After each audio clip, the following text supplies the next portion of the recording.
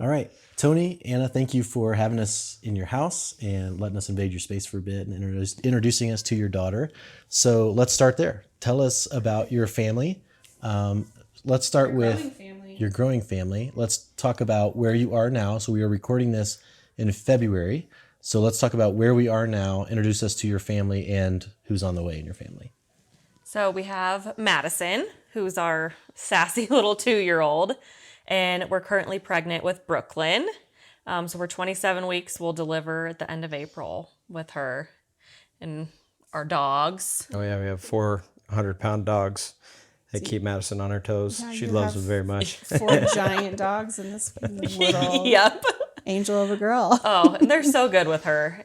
And were the dogs already part of the family when Madison was born? So she kind of born Yep. into a dog family. Yeah. And that's all she's ever known. Oh, so yeah. No Like, fear from day one. No fear. She can fall asleep to their barking. Like if they are barking, she won't wake up. These are big dogs too. You said German Shepherd, 2 German Shepherds, a Lab Great Dane, and then a Pit Bull Pointer mix. Were you at all nervous about that? Oh yeah. Yep. With Madison's Yes. size? Yep. So we I did the traditional, bring the blankets home, and I came home a couple hours early, and then we took them all to the dog park and wound them down before we brought her home. But You gave them a stern talking to. yeah, Oh, yeah. they've been What to great though. expect. They weren't super sure protective. at first, I feel And you like. said But 100. That's nearly a quarter of a ton worth of dogs. Yeah. Yeah. Yep. That's a lot. Yeah. It feels like a quarter ton of food a month. But- sometimes. Yeah. That's expensive. oh yeah, she bosses them around though too. my Her goodness. favorite thing to do is to feed them. So And Josh, she gave Josh the yeah, dog she food. did. Yeah, she'll come up to them if they're doing something wrong, wave her finger at them. No. Oh yeah. It took her a minute to warm up Yeah. to me, but then Oh, she fed me boy. snacks. I hope we share some Yeah. of those outtakes because that look she was Taking it day by day with her diagnosis and yet enjoying every adventurous minute with her personality. I'm Seth Carnell, and this is the Go Shout Love podcast. Today's episode surrounds advocacy for children with rare medical journeys like our featured kid this month. We are talking with Anna and Tony, the parents to creative, loving, and sassy Madison, whose diagnosis I just can't seem to pronounce even after many attempts. So we are just going to leave that up to the parents to tell you about her medical journey and what the diagnosis means for Madison. What I can tell you is if you haven't seen a picture or a video of this girl, please go and do that right now because it will brighten your day. Her incredible smile and adventurous spirit is nothing short of wonderful. There's a lot to unpack in this episode, including community and family support, as well as what it's like to be a medical professional and reading between the lines when receiving a diagnosis for your child. With that being said, I'll leave it right here so we can get right to it. In this conversation is Josh Veach, our executive director, as well as Jessica Santo, our family relations director and talented photographer. If you get a second, please rate and review this podcast on whatever platform you're listening on so we can shout love even further.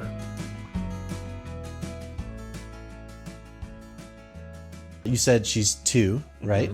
And describe her personality. Just what about makes Madison who she is?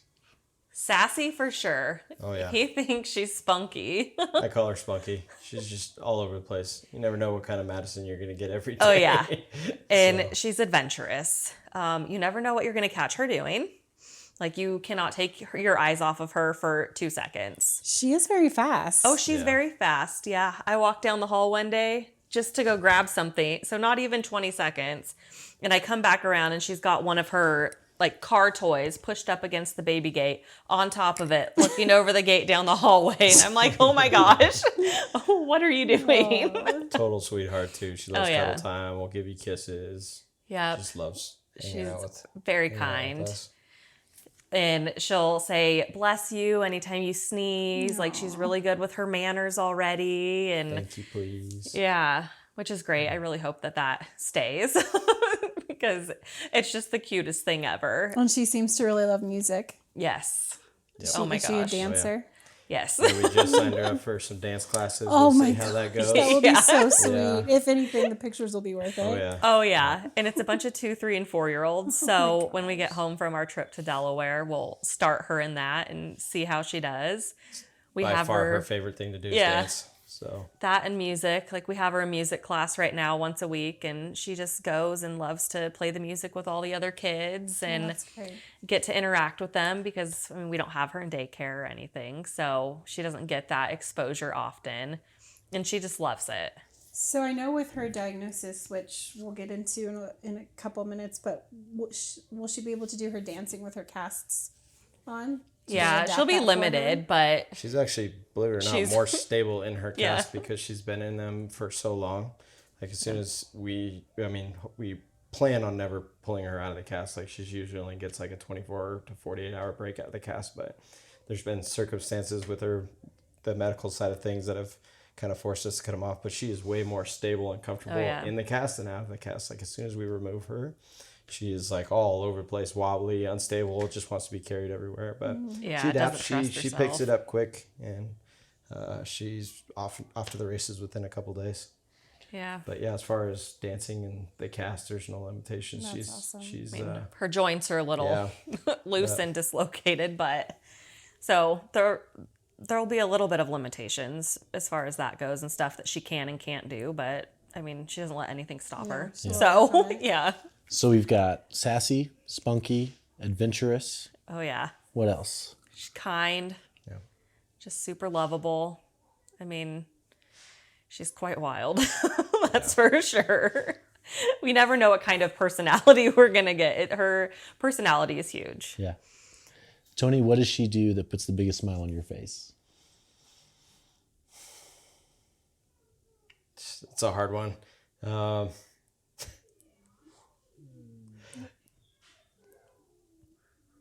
I'd say when we're in her room dancing, like we have little dad-daughter moments, we'll just like I've started that. I've put on Avicii in the TV room there, and we'll sit there. We'll lay her blanket out. She has to have it perfectly flat, and we'll just sit there and dance for 15 or 20 minutes and have the best time. And then she gets tired, lays down, and we just sit there for a minute, and we get up and do it all over again. We'll do that for like an hour. But those have been some of the best moments for me as a dad, is just sitting in there having a blast with her dancing. Yeah. Mom, what about for you? Right now, my favorite thing is her snuggles. She'll look at me, Mama, hold me. And she'll just want to be cuddled. And we'll just lay there and cuddle and watch her little shows that she likes to watch. Or she's really into like wanting you to play with her now. Before she was super independent.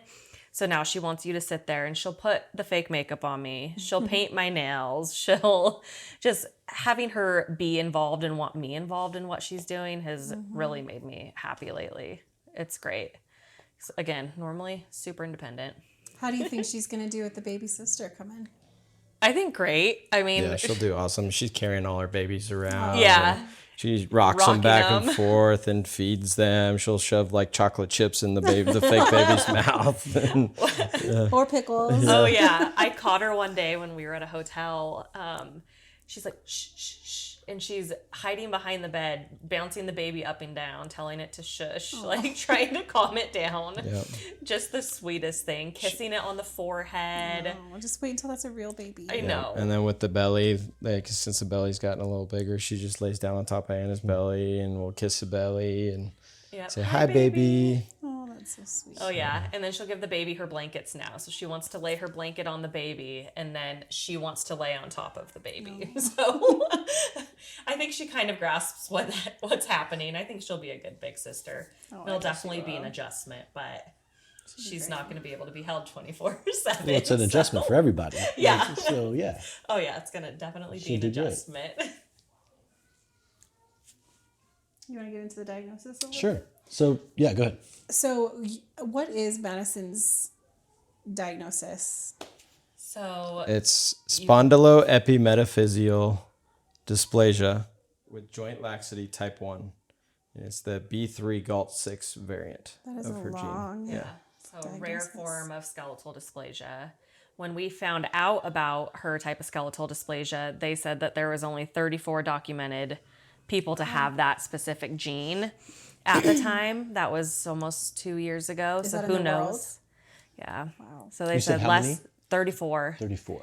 So they said she's less than 1 in a million. Yeah. So who knows how many are documented now, because genetic testing has come such a long ways. And all of these kiddos that do have skeletal dysplasia that haven't had a diagnosis, they just have a suspected type, are now getting answers. So I'm sure there's plenty of others that have popped up in the last 2 years, but at that time it's 34. The geneticists at Stanford were pulling research from like the 60s, and then the last research paper that they found was in like 1984 or something like that. But obviously we've transferred, we'll get to that, but transferred up to Newmers and the skeletal dysplasia up there. Team up there are way more familiar with all the different type of dysplasias and stuff like that. But so you had a pretty typical pregnancy. Is that right? For the most part, I had polyhydramnios towards my third trimester, and we were having preterm contractions since about 20 weeks. Wow. So they kind of associated the high fluid levels with my contractions. At that time, they had no idea. I didn't have gestational diabetes. I didn't have anything else that would cause that. But they were every 2 minutes for 19 weeks. Oh my. It was awful. I'd say it was a very atypical pregnancy. We spent lots of time in labor and delivery. We've gotten to know those nurses very well. But as far as her diagnosis, when did that show signs for you? We didn't get her diagnosis till after pregnancy. She was measuring behind in pregnancy as far as her long bones go. So like her legs and her arms. Her head was measuring a little bit bigger. But I can't really remember at what point in pregnancy that was. But there was nothing said about it. So we had no idea. We just thought we were going to have a little petite baby. And so how long after birth did you start to have some indications or concerns that maybe it wasn't just a petite baby?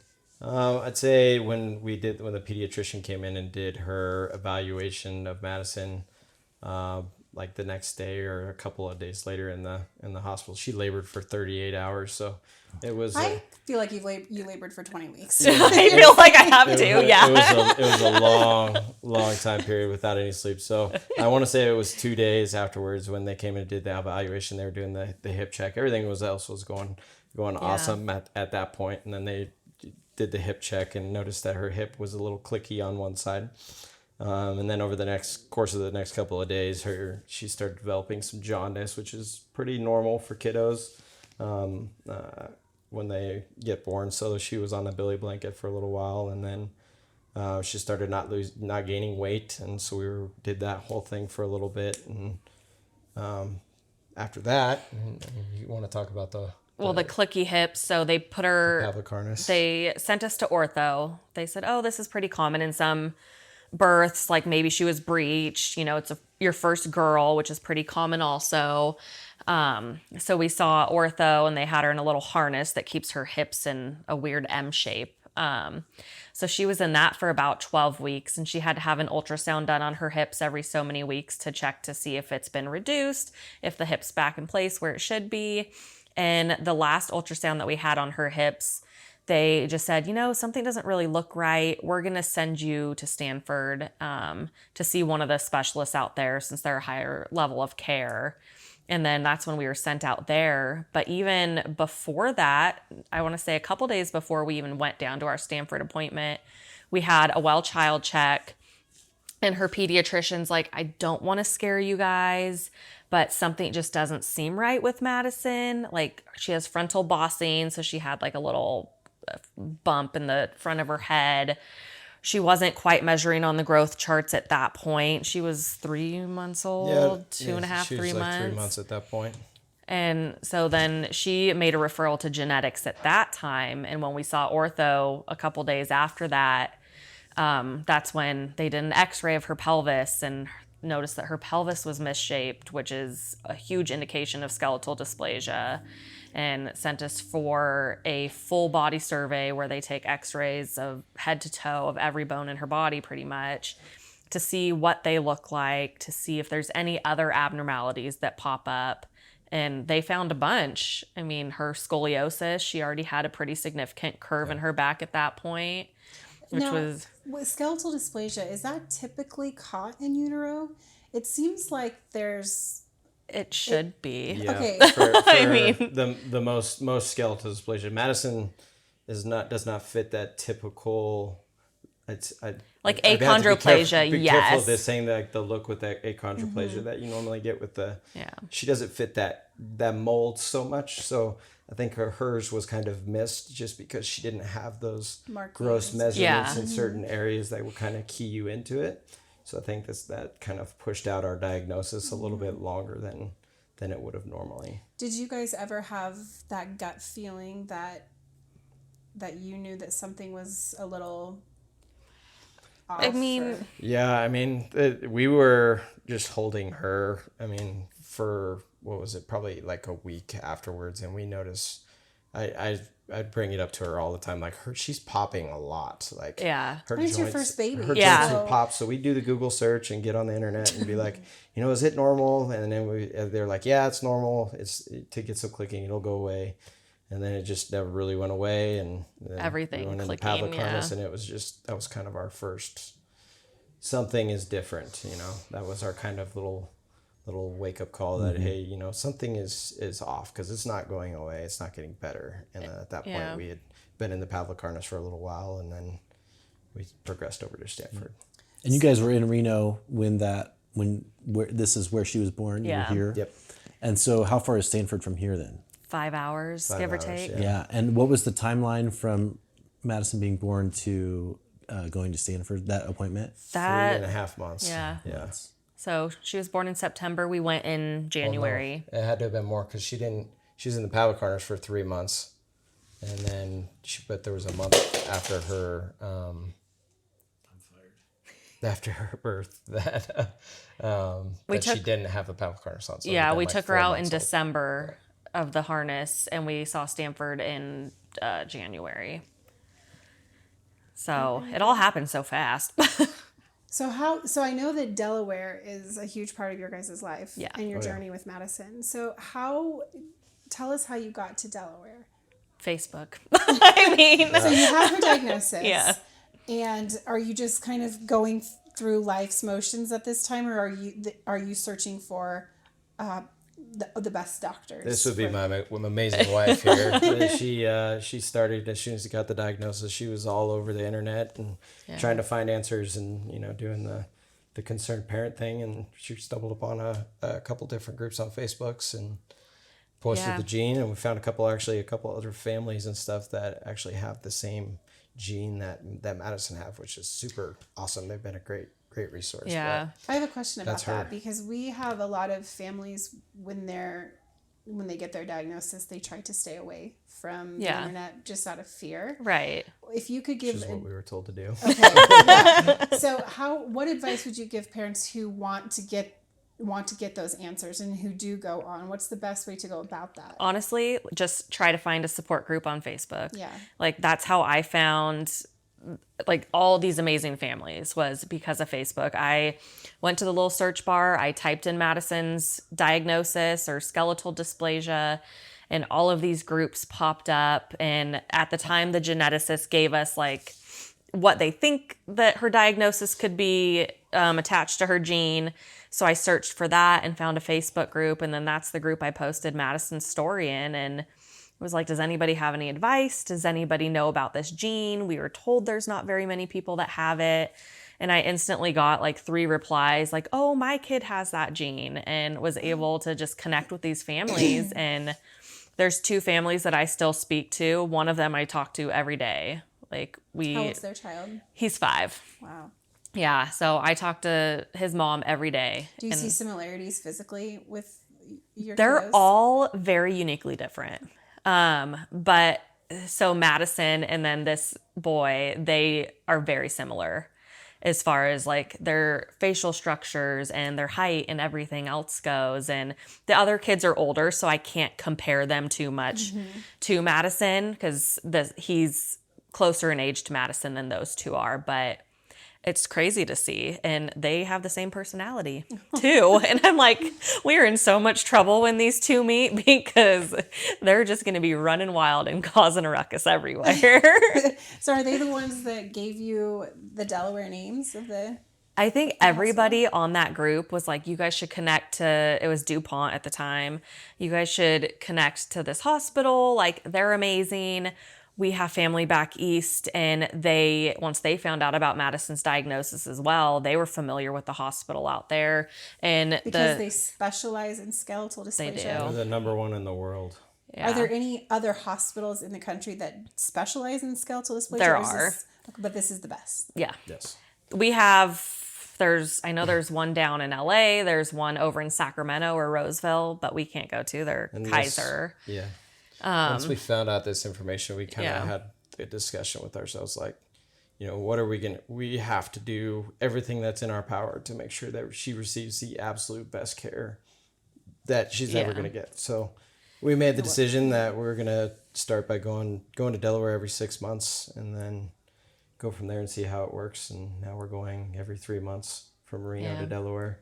But So we're in Nevada. Yep. You said it's a 7.5 hour flight. Yeah. And you guys go every 3 months. Yep. And why do you go every 3 months? So she's in a serial casting for her scoliosis. And serial casting is where she's casted from the hips down? Yep. The hips up to underneath her armpits. So her whole torso is casted. Okay. Yeah. And they typically try to change the cast every 3 months just because of how much kids grow, and they want to take her out of the cast and x-ray her spine and see what her spine is doing. Unfortunately, and the casting is to help with her scoliosis? It's to hold it from getting worse. So the casting won't help her scoliosis because with her specific gene and diagnosis, it's rapid progressing. Well, I think I remember on our phone call that we had, you described her scoliosis, in a shape, is that right? It's like an S shape. It's an S, so her spine is an S shape. But then it also rotates. So there's kyphosis, lordosis, rotoscoliosis, and then just plain old scoliosis that a lot of people do have. But hers is so severe that it's kind just of a doing combination. kind of all of those things at the same time. And it just progresses so rapidly out of a cast. Yeah. That's why we have to do the the curves of the S could continue to get sharper while the S is also twisting. Yeah. Yep. So the worst x-ray that we had was it 2 visits ago? I want to say it was 96 degrees or 98 degrees on her biggest curve, which obviously shoves everything over and impedes lung function, and her chest wall is all deformed on that side. So makes everything a lot more complicated just because everything is just kind of shoved over to one side. Yeah. It's not just the spine that's pushing over, it's everything else goes with it. Is that her biggest hurdle that you guys are facing, is the scoliosis? The scoliosis, yeah. And I mean, again, like, she's going to be in a cast for the next few years at this point, where her spine is going to be the one that tells us what's happening. So every 3 months we go in and we see what her spine is doing at that time, and we see, can we still push, her first surgery out until she's 5 or 6 years old, which is what we're trying to do. So she'll get her cast changed every 3 months up until it's time for her first surgery. But I'd say that's her biggest hurdle so far. We've had a lot of pulmonary issues recently in the past 6 months. She's had random respiratory arrest episodes where she just will be fine, totally fine. Then she'll fall over. They're calling them long breath holding spells is what she's tentatively been diagnosed with, but she'll just go completely out. And I'll be at work, unfortunately. Every time that's happened, I've been at the fire department, but poor mom will just be sitting there and she'll go unconscious for a minute. Yeah. Just not breathing. So that's been it's scary. Part of the situation. Yeah. And then Gives me obviously her anxiety. lung function. She had RSV once, and she had a little small pneumonia, all the bad stuff. So because her lung function's impacted by her spine. Yeah. Now she's on oxygen nightly. We do breathing treatments every single night. We bumped those up to twice a day this last couple of weeks because she's been out of the cast trying to get her lungs to heal up before we go back in. Is her lungs the only internal organs that are affected? I mean, it kind of affects everything. It moves her bowels around. It moves her stomach around. Is she still able to eat solid food? Yeah. Her eating has been a struggle, though. She'll have good days where she'll want to eat, and then there's other days where she just flat out refuses. So that's been something that we've been working on. And two, her being in and out of a cast, when she's in the cast, her stomach and everything's in one position. When she's out, it's in a completely different position. So it's like her having to adjust as far as that goes. Yeah, the little hole. The doctors in Delaware have been great about leaving her room to expand, like all of her abdominal contents to come out of the cast. But you can see like when she gets towards the end of that 3-month period where it's time to change the cast, she's got big old balloon belly. Yeah. So like this last couple of weeks, it was just kind of an adjustment for her because we cut her cast off and then they all kind of just flopped back into place. Which probably takes some adjustment. It's probably not comfortable. No, probably not. Yeah. And she has no core strength, so she has abdominal wall separation. So her abdominal muscles aren't all formed to where they should be, and she has no tone in her torso. So that's something that when she's out of the cast, we'll have to really work on with her, is building that up, because the rest of her body mass as far as muscle and stuff goes is great. Like, she is so strong, but it's just that one little area that is just not. And then for her lungs too, whenever she's in a cast, she has atelectasis in one of her lungs. So they basically call it like a partially collapsed lung. There's just one portion of her lung that can't expand, that's just collecting all of the bacteria and inflammation. The alveoli aren't expanding in that lower portion of that lung, which are what the gas exchange inside your lungs is easy way to put it. So I know that you're a firefighter, Dad. So I'm a firefighter paramedic. You have a history in the medical field, but did you ever think that you would ever know the spine so well? So no, Right? not at all. I mean, when you're listing those off, it's a blessing and a curse knowing as much as I do. That's something we talked about. Like, she definitely landed in the right home for people to take care of her, but at the same time, our little medical brains go a million insane. miles a minute. She was a pediatric trauma tech for a long time, and then adult ER and firefighter paramedic. So it's a blessing and a curse. Yeah. So no one's prepared for a journey like this. No. But if anyone's close, it's the two of you. Yeah. Sure, yeah. Right? We can say that. Silver lining. We'll go with that.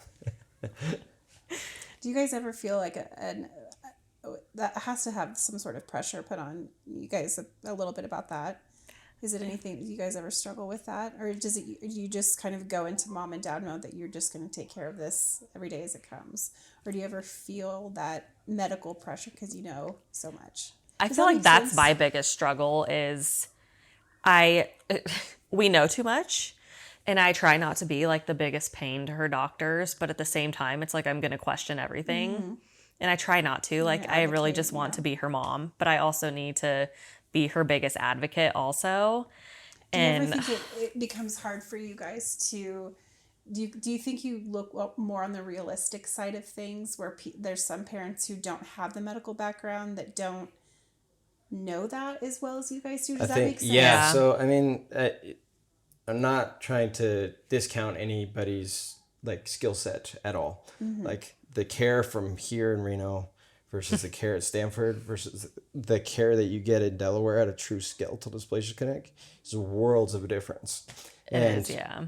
Us knowing kind of how to do things, or navigate the process. But, it's made it a lot easier to make that decision to be over there on the East Coast every 3 months, trusting that team in order to take care of her, because there's been the doctors down over there were pushing for surgeries, which this team in Delaware said absolutely not. She's totally fine. You don't need to do this. So Mom was telling me the other day, like, she counted like 3 different surgeries that she would have had already if we had stuck with care down there, and that she didn't necessarily need. So and you're saying that your medical background kind of gave you the tools to navigate. We should get another opinion. Yeah. We should get a third opinion. Somebody that specializes in her specific condition, that knows about her bone differences, that knows about what happens under anesthesia, that we can walk into the hospital in Delaware and not have any worry in the world. Like, they just make you feel so comfortable. They walk in, they know everything about your child that they could possibly know. And they help you make the best decisions for your child as well. And that's what they want also. They're not there to push surgeries on your child. They're there to help them grow more and let their bones build some more strength in them before throwing them under anesthesia in an operation. And so what would you tell a family who's not on the medical side of things when they go in and they're told these surgeries and they just have this feeling like it's not right? you can always ask for a second opinion. Never, never, never feel bad about getting a second or even a third opinion. Or questioning the doctor. Question them. Don't be afraid to question the why behind things. People are, because they don't know the answers. You get intimidated too. Absolutely. And it's like, well, they are the ones that should be knowing what they're talking about. Like, and I don't want to overstep that boundary and question their care. But again, like, this is your child. If they're going to be going under anesthesia and into the OR and they're going to be getting cut open, like, you should be as confident as you possibly can with letting that surgeon do whatever to your child. And I mean, second opinions are great. And we have been blessed with going for that, second opinion to go meet this other team and just completely falling in love with them and knowing this is the right decision. They become family and you trust them. Nothing bad about the hospital that we did go to. They're a world-renowned hospital. They're great. They just don't specialize in Madison's condition. So you said you take a trip to Delaware every 3 months, Yes. and that's a new cast every 3 months. Yep. But she's not in the cast right now. Nope. So how often does she get a break from the cast, and how long does that break last? She'll get cut out of her cast on a Monday and put back in Tuesday morning. Yeah, usually about 24 hours, Yeah. so we can bathe her. She can kind of stretch out for a little bit, and then Get she an goes X-ray, right back in. yeah. Get an X-ray and go back in. So she's currently not in one. Right. Correct. So this is a pretty big break for her to not be in one. Yeah. Unfortunately, yeah. I mean, good and bad, but it's great for us because we get to get mom and dad time, we get bonding time, cuddle time. She gets to go get in the bathtub twice a day. It's great for us and our family time, but unfortunately for her back and the rest of her body, it's not necessarily the greatest thing to be out of the cast. But we have to pick our battles because she was having, her lung function was being compromised. Okay, so that's why she's on a bigger break right now. So we had to make that decision to cut her cast off. Her lungs needed a break. There was too much inflammation that was happening, and it was just, she wasn't having the room to expand her lungs. And if we didn't cut her out, she could have then ended up as an inpatient in the hospital. Like, her oxygen levels were getting worse. We were having random episodes, and we still are, where her lips are just turning blue during the day. So they didn't quite know, like, is this from her cast? Are her lungs too compromised right now? Her pulmonologist here, because we have a local one, was in contact with her pulmonologist in Delaware too. And everybody kind of just made the decision that, yeah, we should just cut her out. And ortho was involved and gave us that blessing as well. And that ended up helping with the issue she was facing, giving her some space. Yeah. So it's hard. It's like we have to pick our battles. Sure. Like, we need her to breathe and we need her lungs to be good. But then her spine is like so bad. Yeah. So that's going to be one of our biggest questions for them. So you'll have an X-ray when you go back to. Yeah.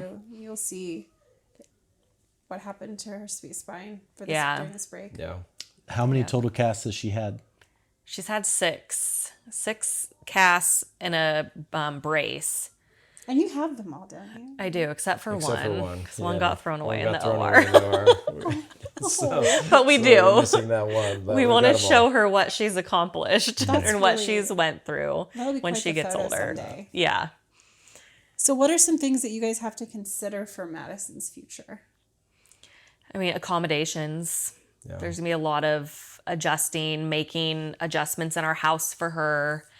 Light switches are too high, door handles are too high. Alexa will be a blessing in the future. I've already She's got learned, all the light switches. Like, as soon as I found out, I went and installed smart switches on everything, so she can just yell at Alexa and she'll turn lights on and off. There she Yep, is. there she is. So that'll be nice for Maddie. And if she wants to be even more independent, I'm pretty handy. I can build her just about anything that she wants.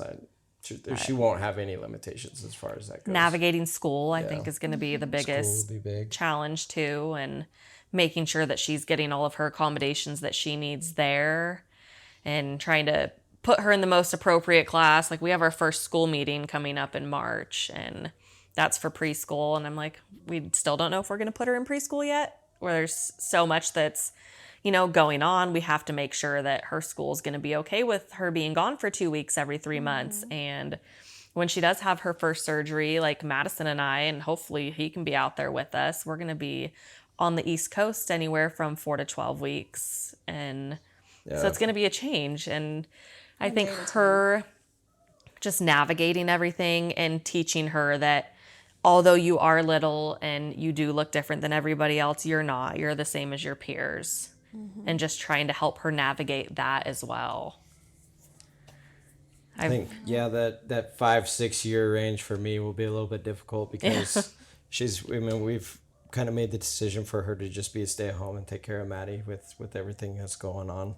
So that time away from work when I'm gone for, sometimes there's potential she could be in traction for 12 weeks. So prior to getting surgery, so that time period will be tough. I might have to come back and forth a couple times, but I'm blessed to have a fantastic job with a bunch of support from my secondary family that helps us out. So now with her spine, is there any sort of future as far as her ability to walk or move? Is it? There shouldn't be. Yeah, no. She'll have to go through, I want to say, 2 spine surgeries for sure. One will be to put the growing rods in. So that'll help straighten her spine. And then when she's old enough, she'll have a permanent fusion done. That way it'll kind of keep her spine in place. But I mean, after her surgeries, it's going to be, let's get up, let's walk again. Like kids typically bounce back pretty quickly. But it shouldn't put any sort of limitations really on her. Obviously, her bones are very fragile, so she has to be careful with what she's doing on a daily basis. But there's nothing that's going to stop her, really. No, I don't think anything can stop her. Oh my gosh, no. her attitude will. It's going to get her a long ways in life. So you guys have, traveling with kids is tough. Yeah. And you've been able to figure it out with some additional medical complexities. So if there's a family that's listening that they're having to make trips, whether it's all the way across to the other side of the country or not, even if it's just a few hours away, have you picked up on any travel tips for families, especially families with kids on rare medical journeys, that you could pass on and say, this is what we found works really well, whether it's how to get through TSA or whatever. Pre-board. Pre-board 100% amazing. is great when you travel with kiddos, especially like medical equipment, because she's got to wear oxygen when she at elevation, so she carries a concentrator. But yeah, TSA has been awesome. I'd say when she was super young, having a bottle to decompress the ears, because kiddos can't just say, you can't just tell a 6-month-old, go ahead and swallow now to pop your ears. So having that bottle like right after takeoff so they can kind of regulate has been great. Take their stroller all the way up to the gate. Yeah. Like, don't have to worry about carrying them around. If they do have medical equipment, you can bring that up there with you too. And you just let them know when you're checking in at the ticket counter that they have this special equipment, and they'll let you board before everybody else to get situated and find time and make sure that you guys can sit together as a family. We do fly Southwest, so it's open seating. So you're not ever guaranteed to sit next to who you want to. So, I've made so many lists, and I swear they change every single time, but we always just bring like a backpack full of her favorite toys, stuff that we really don't care if we have to throw away or if it gets ruined on the airplane. We travel with milk, and just knowing that we can go through TSA with a whole hydro flask full of milk. We just have to disclose that it's for a child, or if your child does have medical complexities, let them know that your child has special needs. They'll just test it and they'll let you go right through with it. So there's this stuff, like people forget, you can bring food, you can bring all of this stuff. Just disclose it to them. It makes it a heck of a lot easier to get through TSA. Yeah, and then as far as getting to the gate, if you need a little extra time, just go talk to the gate person. They'll be more than happy to help you out. They've been great. They love Madison. What about survival snacks for parents? What have you guys? What helps you? Oh man, I don't think I've ever really packed myself a snack. No. Just water. Yep.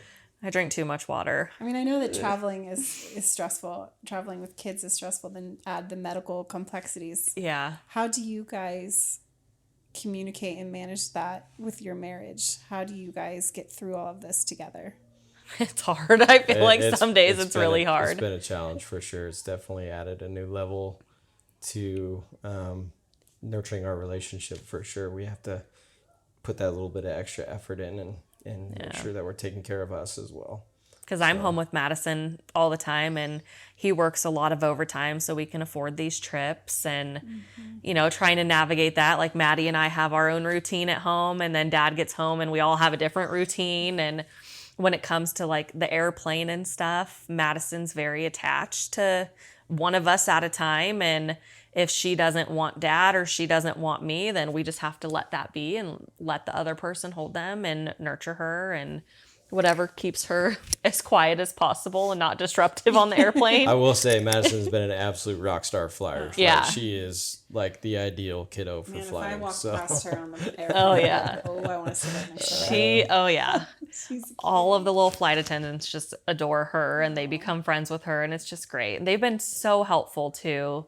Like even when we didn't have to pay for a ticket for Madison, they would make sure that nobody sat with us.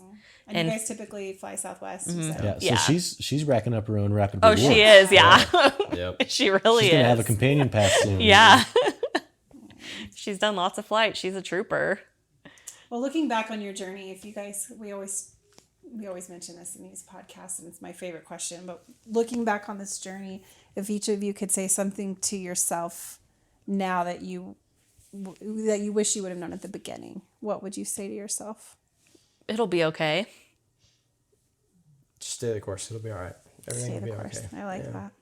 I mean, there's lots of navigating, but just like when you hear that initial diagnosis and you have absolutely no idea what to expect, it will eventually be okay. Yeah, don't be scared. It'll be okay. Everything will be all right. You'll make it work. Yeah, once we figured everything out, like we had a rough couple months, but once we figured everything out and got our doctors and got everything navigated, we were finally able to just kind of relax a little bit. And you're kind of in an initial shock of, I had no idea this was going to happen. Like, what do we do? Where do we go from here? Like, we don't know what's going to happen. We don't know anything. And then you get a lot of stress, and there's a lot of unknowns. And, there's still some unknowns that we don't know what's going to happen, but you just have to know that it's going to be okay. Yeah. She's happy. That's all that matters. Yep, that's what I tell everybody at work when they ask how things are going. And I was like, she's happy. That's all I can ask Yeah. for. I don't know She's how the she walks happiest around with her back like happiest that. little kid ever. Especially with all she's going through. Yeah. She's happy. Sometimes you just have to look at your She's kiddos. resilient. Yeah. Like, oh my gosh, she's resilient. It amazes me every day, like all the trials and everything that she goes through, that she's still as happy as she is. It's amazing. So Doesn't complain that she hurts. Like, this is her normal. This is what she knows. She doesn't know any different. So just seeing her thrive and succeed in anything that she's putting her mind to at her little 2-year-old age, I mean, it's amazing. That's wonderful. I want to jump back real quick to talk a little bit about support. And when you mentioned finding the Facebook group, Yeah. and then the connection that you've made with the one family that you talk to every day, how would you describe your emotional state when you go back to when you were searching into Facebook for that Facebook group? And if that's changed, in what way that's changed by finding people that share a similar journey and can kind of walk with you through it? I mean, it was emotional at first. It was emotional, but the support that we received from everybody just saying it's going to be okay. Like, Madison's not the only one that has this. There's more people in the world that have this. There is there's over 400 different types of skeletal dysplasia, and just being able to connect with all of these families, whether they have Madison's specific diagnosis or not, just knowing that everything will be okay, that everybody's kids are great.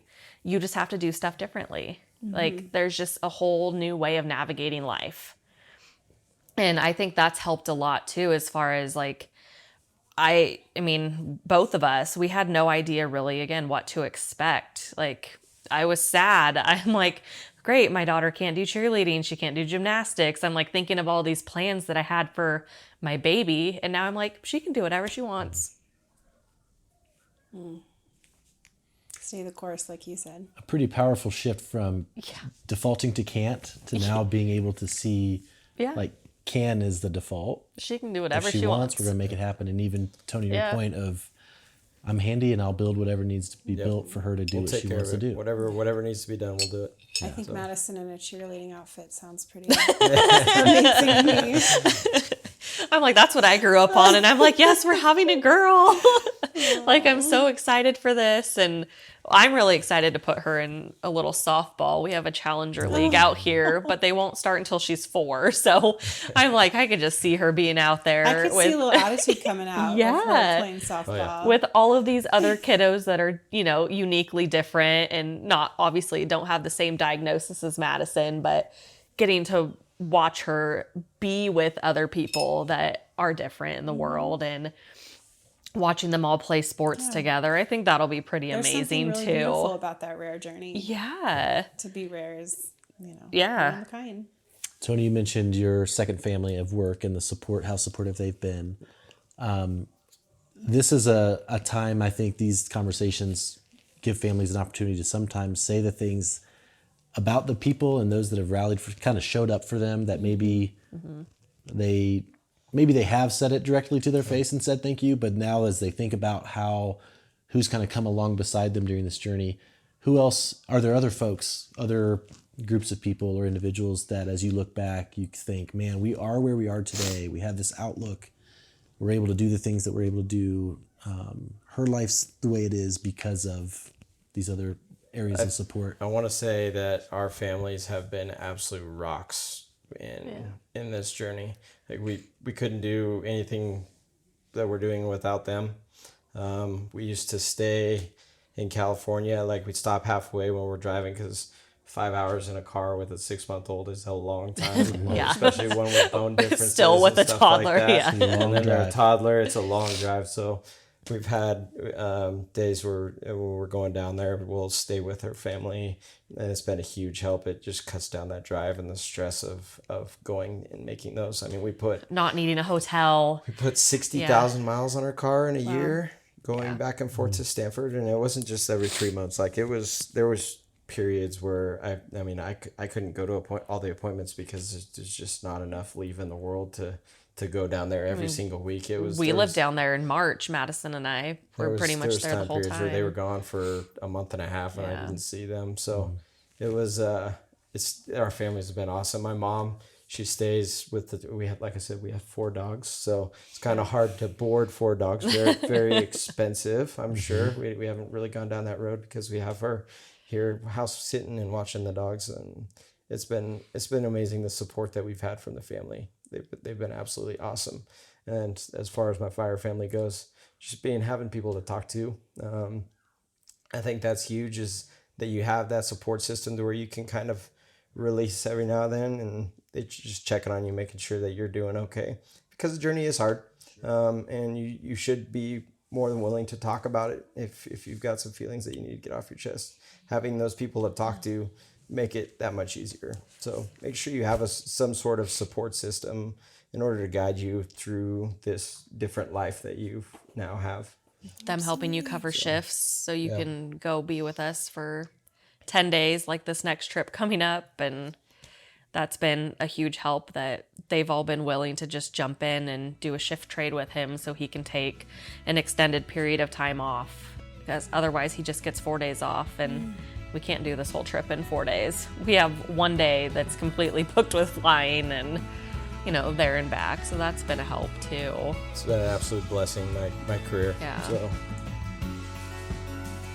At Go Shout Love, we do amazing things for amazing families with kids on rare medical journeys. Each month we shout love for families through the sale of creative apparel inspired by the kids. This month's Bold and Kind design is inspired by Madison, a 2-year-old from Reno, Nevada, who has a big personality and a love of life, dancing, and animals.